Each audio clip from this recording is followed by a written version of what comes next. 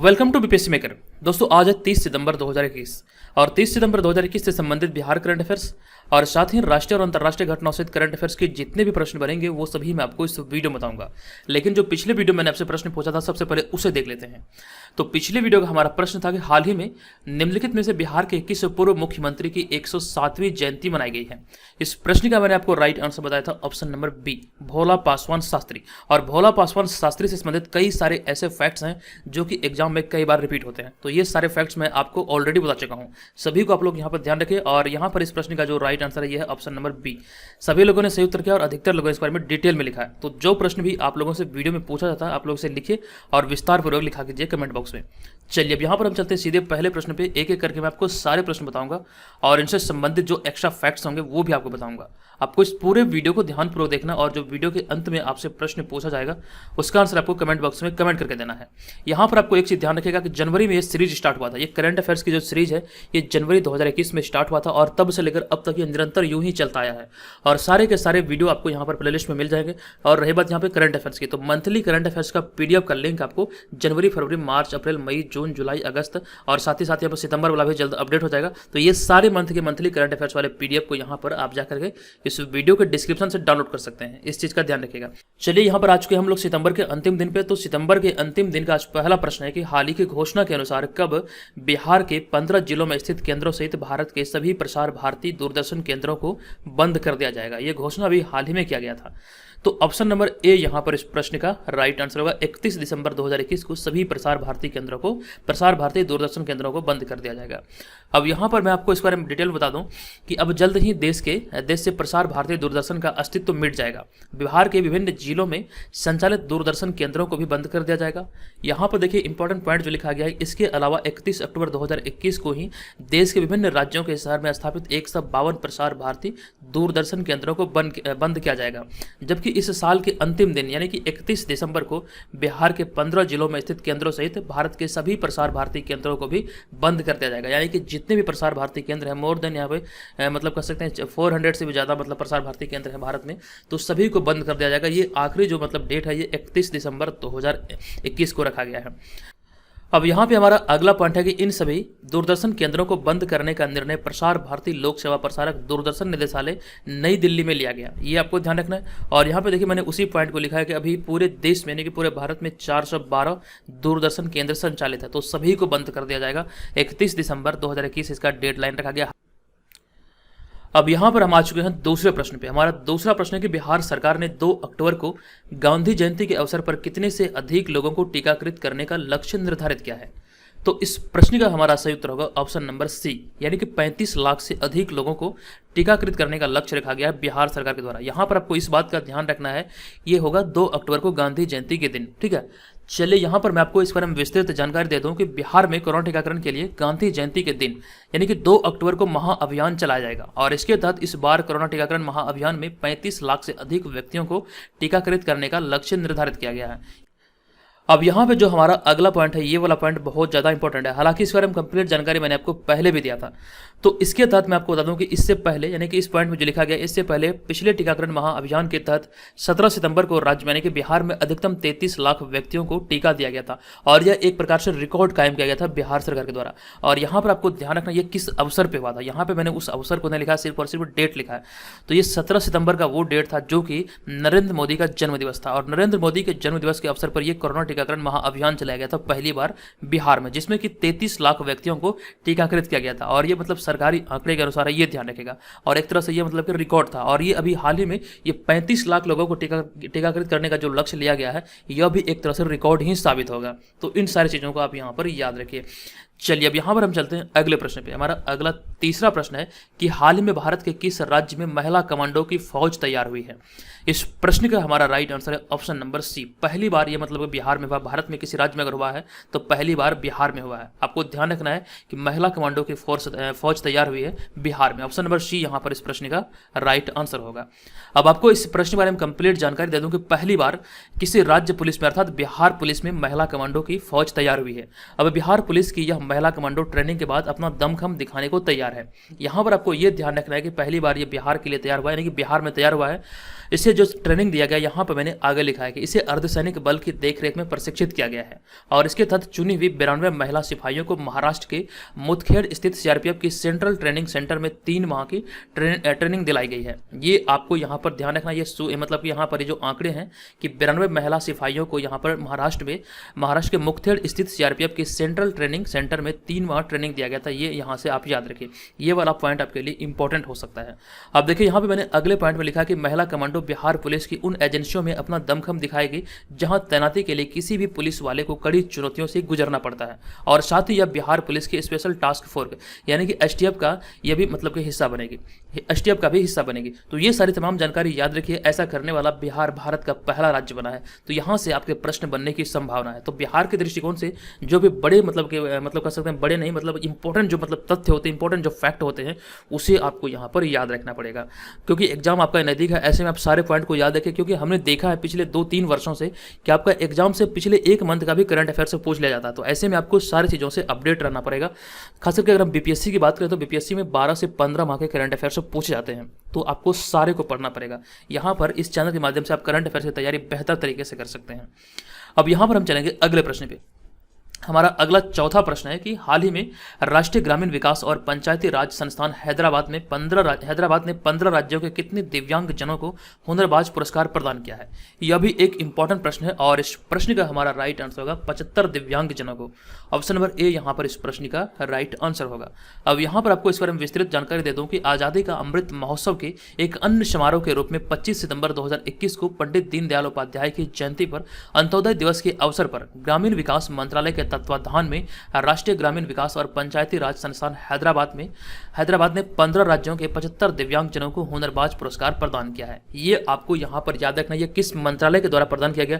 सबसे पहले ये ध्यान रखिए, ये आपको ग्रामीण विकास मंत्रालय के तत्वाधान में राष्ट्रीय ग्रामीण विकास और पंचायती राज संस्थान हैदराबाद ने ये मतलब 15 राज्यों के 75 दिव्यांग जनों को इस पुरस्कार से सम्मानित किया गया है, जिसका नाम है हुनरबाज पुरस्कार। आपको यहाँ पर ध्यान रखना है 25 सितंबर 2021 को पंडित दीनदयाल उपाध्याय की जयंती के अवसर पर इसे मतलब सम्मानित किया गया। और पंडित दीनदयाल उपाध्याय की जयंती जो 25 सितंबर 2021 को मनाई जाती है, ये अंत्योदय दिवस के रूप में मनाया जाता है। ये आपको यहाँ पर याद रखना। अभी आपको मैं अंत्योदय दिवस के बारे में अगले पॉइंट में यहाँ पर बताऊंगा, लेकिन उससे पहले यहाँ पर कुछ पॉइंट है उसे देख लेते हैं।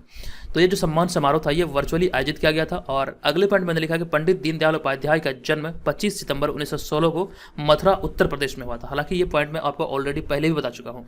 तो 25 सितंबर 1916 को मथुरा उत्तर प्रदेश में पंडित दीनदयाल उपाध्याय का जन्म हुआ था और उन्होंने मासिक पत्रिका राष्ट्रधर्म, साप्ताहिक पत्रिका पंचजन्य और दैनिक पत्रिका स्वदेश शुरू किया था। यहाँ से प्रश्न बनना स्वाभाविक है, इस तरह के प्रश्न आपसे कई बार पूछे गए। अब यहाँ पर देखिए अंत्योदय शब्द आया, तो अंत्योदय शब्द का शाब्दिक अर्थ क्या होता है उसे मैं आपको यहाँ पर बता दूं। तो इसका जो अर्थ होता है ये गरीब से गरीब व्यक्ति का उत्थान, इसका अर्थ होता है। शाब्दिक अर्थ इसका यही होता है कि एक भी गरीब ना रहे, यानी कि जो भी गरीब है उसका उत्थान करना, इसका शाब्दिक अर्थ होता है। अब यहाँ पे देखिए मैंने आगे लिखा कि यह दिवस मोदी सरकार द्वारा 25 सितंबर 2014 को घोषित किया गया था और आधिकारिक तौर पर पहली बार 2015 में मनाया गया था। तो यहाँ पर आप ये जान चुके हैं अंत्योदय का शाब्दिक अर्थ क्या होता है और ये अंत्योदय दिवस की शुरुआत कब हुई थी। अब जो यहाँ पर मैं आपको बताने वाला हूँ उसे ध्यानपूर्वक सुनिएगा। अंत्योदय एक प्रकार का योजना भी है और इस योजना के तहत जितने भी गरीब होते हैं, जो भी गरीब प्रवृत्ति के लोग होते हैं, जो मतलब गरीबी रेखा से नीचे होते कह सकते हैं, जिनकी आर्थिक स्थिति बहुत ही ज़्यादा दयनीय होती है, तो वैसे लोगों के उत्थान के लिए अंत्योदय मतलब योजना के तहत सरकार उन्हें कम कीमत पर अनाज उपलब्ध कराती है। यानी कि 1 रुपये, 2 रुपये, 3 रुपये में सरकार उन्हें अनाज उपलब्ध करती है। आपको यहाँ पर बताना यह है कि अंत्योदय योजना की शुरुआत भारत के किस राज्य में सर्वप्रथम हुए थे। आप लोग मुझे कमेंट बॉक्स में इसे विस्तार से लिखिएगा, ठीक है, और मुझे बताइएगा इसका आंसर क्या होगा, ये कब हुआ था, कहाँ हुआ था, ये तमाम चीजें आप वहां पर लिख सकते हैं। चलिए अब यहाँ पर हम चलेंगे अगले प्रश्न पे। हमारा अगला प्रश्न है 5वां प्रश्न। यह प्रश्न हाल ही में किस राज्य के सोजत मेहंदी और नागा खीरा को भौगोलिक संकेतक अर्थात जीआई टैग दिया गया है। यानी कि यहाँ पे प्रश्न पूछा जा रहा है किस राज्य की सोजत मेहंदी और नागा खीरा को जीआई टैग प्रदान किया गया है। इस प्रश्न का हमारा राइट आंसर होगा ऑप्शन नंबर ई। अब आपके मन में ये सवाल उठ रहा होगा ऑप्शन नंबर ई क्यों। तो यहाँ पर मैं आपको बता दूं कि सोजत मेहंदी जो आप देख रहे हैं ये कहाँ की है, तो आपको ध्यान रखना ये राजस्थान की है। जबकि अगर हम बात करें नागा खीरा की, तो नागा खीरा जो है नागालैंड का है। अर्थात हमारा जो राइट आंसर है ए और मतलब कि ए एंड सी, अर्थात फाइनल आंसर जो बनेगा ये बनेगा option number C. Option number C नहीं बल्कि ऑप्शन नंबर ए। अब यहाँ पर मैं आपको इस बारे में कंप्लीट जानकारी दे दूं कि हाल ही में राजस्थान की सोजत मेहंदी को भौगोलिक संकेतक अर्थात जीआई टैग दिया गया है, जबकि नागालैंड की नागा खीरा को जीआई टैग दिया गया। अब यहाँ पर नागालैंड की नागा खीरा की बात करें तो ये मीठा, इसका जो स्वाद होता है ये मिठास और अनोखे रंग के कारण ही इसे जीआई टैग दिया गया है। अब यहाँ पर देखिए हम लोग चर्चा कर रहे हैं जीआई टैग की, तो आपके मन में ये सवाल उठ रहा होगा कि पहला कौन सा उत्पाद है जिसे कि जीआई टैग मिला था। इस वाले पॉइंट में आप यहाँ पर देख सकते हैं दार्जिलिंग चाय पहला भारतीय उत्पाद था जिसे 2004 में जीआई टैग दिया गया था। ये आप यहाँ पर ध्यान रखिएगा। जीआई टैग की अगर हम बात करें तो यह टैग किसी मूल स्थान के प्रमुख उत्पादों को दिया जाता है और जीआई टैग मिलने से उत्पाद की इंटरनेशनल मार्केटिंग भी आसान हो जाती है। यानी कि किसी भौगोलिक क्षेत्र में अगर कोई वस्तु प्रसिद्ध है तो मतलब उनकी और प्रसिद्धि के लिए, उन्हें और फेमस करने के लिए, उन्हें एक ब्रांड बनाने के लिए ये जीआई टैग दिया जाता है। ये आप यहाँ पर ध्यान रखिएगा। यहाँ पे अगले पॉइंट मैंने लिखा है कि जर्दालू आम, कतरनी चावल और मगही पान के बाद शाही लीची 2018 में जीआई टैग प्राप्त करने वाला बिहार का चौथा कृषि उत्पाद है। ये आप यहाँ पर याद रखिएगा। अब यहाँ पे हम चलते हैं अगले प्रश्न पे। हमारा अगला छठा प्रश्न है कि निम्नलिखित में से किसने हाल ही में आयुष्मान भारत डिजिटल मिशन की शुरुआत की है। इस प्रश्न का हमारा सही उत्तर है ऑप्शन नंबर डी, यानी कि नरेंद्र मोदी के द्वारा भी हाल ही में आयुष्मान भारत डिजिटल मिशन की शुरुआत हुई है। आपको बता दूं कि हाल ही में प्रधानमंत्री नरेंद्र मोदी ने आयुष्मान भारत डिजिटल मिशन की वर्चुअली शुरुआत की है। ये आप ध्यान रखिए। और प्रधानमंत्री नरेंद्र मोदी के अनुसार इस मिशन से भारत में स्वास्थ्य देखभाल के क्षेत्र में क्रांतिकारी परिवर्तन लाने की ताकत मिलेगी। ये आपको यहाँ पर याद रखना है। अगले पॉइंट में लिखा है कि आयुष्मान भारत योजना भारत सरकार की एक स्वास्थ्य योजना है और इसे 1 अप्रैल 2018 को लागू किया गया था। आपको यहाँ पर देखना है कि आयुष्मान भारत के बारे में लिखा है कि आयुष्मान भारत योजना जो है ये भारत की एक स्वास्थ्य योजना है और इसे 1 अप्रैल 2018 को लागू किया गया था। और इसकी जो घोषणा हुई थी ये 2018 के बजट सत्र में वित्त मंत्री अरुण जेटली ने किया था। और इसके अंतर्गत यानी कि आयुष्मान भारत के अंतर्गत आने वाले प्रत्येक परिवार को 5 लाख रुपये तक का कैश रहित स्वास्थ्य बीमा उपलब्ध कराया जाता है। तो आप यहाँ पर ये सारे पॉइंट को याद रखिए। आयुष्मान भारत भी एक अलग मिशन और साथ ही साथ डिजिटल मिशन भी एक अलग मिशन है, लेकिन इन दोनों के नाम को जोड़कर भी हाल ही में एक और नया मिशन शुरू किया गया है जो कि आपको ध्यान रखना है। इसका नाम है आयुष्मान भारत डिजिटल मिशन। ये सारे संबंधित जानकारी यहाँ से याद रखिए। अब यहाँ पर हम चलते हैं आगे और आपको एक महत्वपूर्ण जानकारी दे दूँ कि इस चैनल के माध्यम से जो पेड ग्रुप चला जा रहा है आगामी 67वीं बीपीएससी प्रारंभिक परीक्षा और बीपीएससी सीडीपीओ के लिए, तो घर बैठे अगर आप इन दोनों परीक्षाओं की तैयारी में लगे तो यहाँ से आप हमारे पेड ग्रुप को ज्वाइन करके तमाम चीज़ों को प्राप्त कर सकते हैं जो आप यहाँ पर स्क्रीन पर देख सकते हैं। टेस्ट सीरीज, करंट अफेयर्स जिसके तहत आपको बिहार राष्ट्रीय और अंतर्राष्ट्रीय घटनाओं से करंट अफेयर्स मिलेंगे, संपूर्ण बिहार जीके, बीपीएससी का all state previous year question का और साथ ही साथ 2020 वाला करंट अफेयर्स का वार्षिकांक और ये सारे इतिहास के पीडीएफ यहाँ पर आप इस पेड ग्रुप में पा सकते हैं। इसके लिए आपको इस व्हाट्सअप नंबर पर pre21 लिख के मैसेज करना है। ध्यान रखिए आपको कॉल नहीं करना बल्कि मैसेज करना है।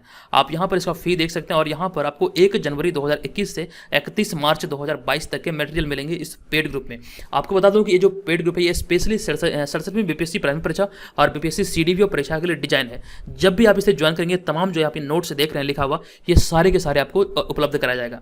जो लोग ज्वाइन करने इच्छुक है हमारे व्हाट्सएप नंबर पे हमें संपर्क कीजिएगा pre21 लिख के। अब यहाँ पे हम आ चुके हैं 7वें प्रश्न पे। हमारा 7वां प्रश्न है कि निम्न में से किसे हाल ही में वायुसेना का नया उप प्रमुख नियुक्त किया गया है। इस प्रश्न का हमारा राइट आंसर है ऑप्शन नंबर ए, यानी कि संदीप सिंह इसका सही उत्तर होगा। आपको इसके बारे में बता दूं कि हाल ही में एयर मार्शल संदीप सिंह को भारतीय वायुसेना का नया उप प्रमुख नियुक्त किया गया है।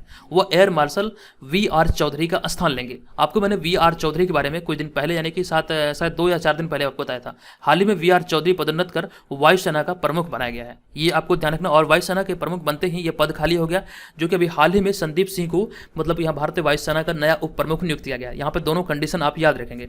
और वे 30 सितंबर को यानी कि वी.आर. चौधरी 30 सितंबर को वायुसेना के प्रमुख का पदभार ग्रहण करेंगे। तो यहाँ पर इनको याद रखना पदोन्नति करके मतलब इन्हें वायुसेना का प्रमुख बनाया गया है और ये 30 सितंबर को यानी कि आज ही ये वायुसेना का पदभार ग्रहण करेंगे प्रमुख का। तो ये सारी संबंधित जानकारी यहाँ से आप याद रखिए।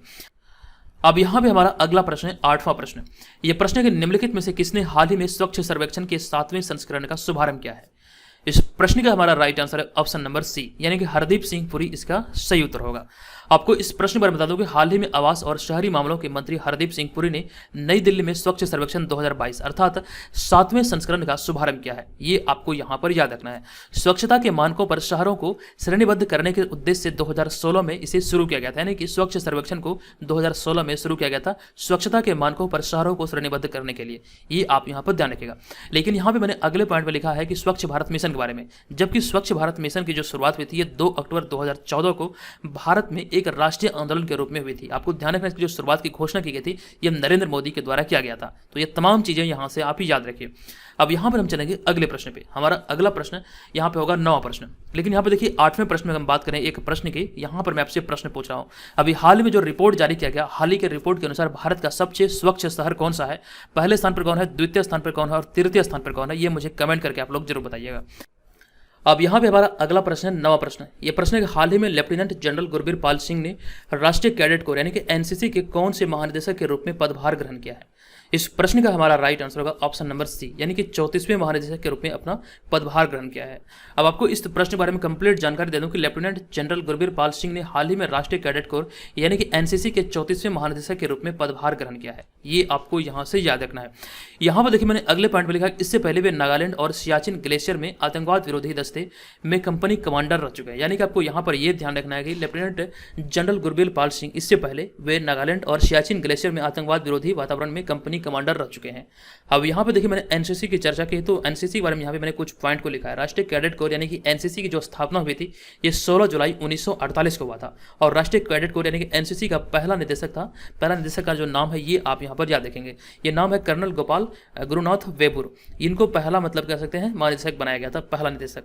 अब यहाँ पे अगर हम बात करें एनसीसी के राष्ट्रीय वाक्य के, आदर्श वाक्य इसका क्या है, राष्ट्रीय वाक्य नहीं बल्कि इसका आदर्श वाक्य अगर हम बात करें तो एनसीसी का जो आदर्श वाक्य है ये एकता और अनुशासन है। ये भी आपसे एग्जाम में पूछा जा सकता है, आपको ध्यान रखना है। एनसीसी का आदर्श वाक्य है एकता और अनुशासन। अब यहाँ पे बढ़ेंगे अगले प्रश्न पे। हमारा अगला 10वां प्रश्न है कि निम्नलिखित में से किसने हाल ही में डेयरी क्षेत्र में महिलाओं को प्रशिक्षण और क्षमता निर्माण के लिए एक राष्ट्रव्यापी कार्यक्रम शुरू किया है? तो किसके द्वारा ये अभी हाल ही में ये राष्ट्रव्यापी कार्यक्रम शुरू किया गया महिलाओं के लिए? इस प्रश्न का हमारा राइट आंसर होगा ऑप्शन नंबर सी, यानी कि राष्ट्रीय महिला आयोग के द्वारा भी हाल ही में ये शुरू किया गया है। आपको बता दूं कि हाल ही में राष्ट्रीय महिला आयोग ने डेयरी क्षेत्र में महिलाओं को प्रशिक्षण और क्षमता निर्माण के लिए एक राष्ट्रीय व्यापी कार्यक्रम की शुरुआत की है, यानी कि शुरू किया है। आपको यहाँ पर ध्यान रखना, ये जो कार्यक्रम शुरू किया गया है डेयरी क्षेत्र में महिलाओं के प्रशिक्षण और क्षमता निर्माण के लिए शुरू किया गया है, जो कि राष्ट्रीय महिला आयोग के द्वारा शुरू किया गया है। अब यहाँ पे देखिए मैंने अगले पॉइंट में लिखा कि इसके तहत राष्ट्रीय महिला आयोग ने देश भर के कृषि विश्वविद्यालयों के सहयोग से डेयरी क्षेत्र और उससे जुड़ी गतिविधियों में प्रशिक्षण की व्यवस्था की है, ताकि अच्छी तरह से प्रशिक्षित किया जा सके और इनकी क्षमता का निर्माण किया जा सके, और इसी को ध्यान रखते हुए अभी हाल में किया गया है। अब यहाँ पे देखिए मैंने अगले पॉइंट में लिखा है कि राष्ट्रीय महिला आयोग का उद्देश्य डेयरी क्षेत्र में वैज्ञानिक प्रशिक्षण और व्यवहारिक कामकाज के जरिए महिला किसानों तथा स्वयं सहायता समूहों से जुड़ी महिलाओं की मदद करना, यही उसका उद्देश्य है। तो इसी उद्देश्य को ध्यान रखते हुए अभी हाल ही में ये मतलब प्रशिक्षण की व्यवस्था की गई है, जो कि आपको ध्यान रखना है राष्ट्रीय महिला आयोग ने किया है। अब यहाँ पर हम चलते हैं अगले प्रश्न पे। हमारा अगला 11वां प्रश्न है कि हाल ही में भारतीय नौसेना और किस देश की रॉयल नेवी के बीच व्हाइट शिपिंग सूचना आदान प्रदान के लिए एमओयू पर हस्ताक्षर हुआ है? तो इस प्रश्न का राइट आंसर होगा हमारा ऑप्शन नंबर ए, यानी कि ओमान की सेना के बीच। तो यहाँ पर आपको बता दूं कि हाल ही में भारतीय नौसेना और ओमान के रॉयल नेवी के बीच हाल ही में व्हाइट शिपिंग सूचना आदान प्रदान के लिए एमओयू पर हस्ताक्षर हुआ है। ये अंतर्राष्ट्रीय समझौते हैं, तो ये बहुत ज़्यादा इंपॉर्टेंट प्रश्न है, ये आपको यहाँ से याद रखना है कि भारतीय नौसेना और ओमान की रॉयल नेवी के बीच अभी हाल ही में समझौता हुआ है, जो कि आपको ध्यान रखना है व्हाइट शिपिंग सूचना आदान प्रदान के लिए हुआ है। अब यहाँ पर हम चलते हैं अगले प्रश्न पे। हमारा अगला 12वां प्रश्न है कि निम्नलिखित में से किस तिथि को हाल ही में विश्व पर्यटन दिवस के रूप में मनाया गया है? इस प्रश्न का राइट आंसर है ऑप्शन नंबर बी, यानी कि 27 सितंबर को। हाल ही में 27 सितंबर को विश्व पर्यटन दिवस के रूप में मनाया गया है, और यह दिवस प्रत्येक वर्ष मनाया जाता है। और विश्व पर्यटन दिवस मनाने का मुख्य उद्देश्य वैश्विक विकास और सांस्कृतिक ज्ञान के लिए एक उपकरण के रूप में पर्यटन के वैश्विक महत्व को उजागर करना, यानी कि सीधे सीधे साफ शब्दों में कहें तो पर्यटन क्षेत्र को बढ़ावा देना और पर्यटन के महत्व को बताना ही, वैश्विक स्तर पर इसके महत्व को बताना ही इसका ये उद्देश्य होता है, जो कि अभी हाल ही में 27 सितंबर को मनाया गया और ये प्रत्येक वर्ष मनाया जाता है। ये आपको ध्यान रखना, ऑप्शन नंबर बी इसका राइट आंसर है। अब यहाँ पर चलते हैं आज के इस वीडियो के प्रश्न की ओर। आज की इस वीडियो का हमारा प्रश्न है कि बताएं कि नरेंद्र मोदी ऐसे कौन से प्रधानमंत्री हैं जो कि मुख्यमंत्री भी रहे हैं। कंप्लीट जानकारी मैंने पिछली वीडियो में आपको दिया था। इसका आंसर क्या होगा कृपया आप लोग मुझे कमेंट करके बताएं। आप चाहें तो इसके मतलब कि इसे आप डिटेल में भी लिख सकते हैं, आप चाहें तो इसे डिटेल में भी लिख सकते हैं। और यहाँ पे जो लोग हमारे पेड ग्रुप को ज्वाइन करने के इच्छुक हैं, इस व्हाट्सअप नंबर पे हमें pre21 लिख के मैसेज करें। ध्यान रखें आपको कॉल नहीं करना है बल्कि मैसेज करना है। तो दोस्तों आज के इस वीडियो में इतना ही, मिलेंगे नेक्स्ट वीडियो में, तब तक के लिए धन्यवाद, जय हिंद।